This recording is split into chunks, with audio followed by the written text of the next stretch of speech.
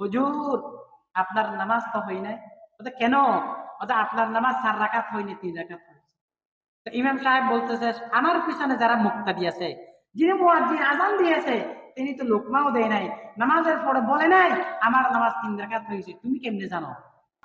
তুমি যে 3 রাকাত নামাজ হয়েছে এটা কেমনে বুঝতে পারলা, আমাকে ব্যাখ্যা দাও।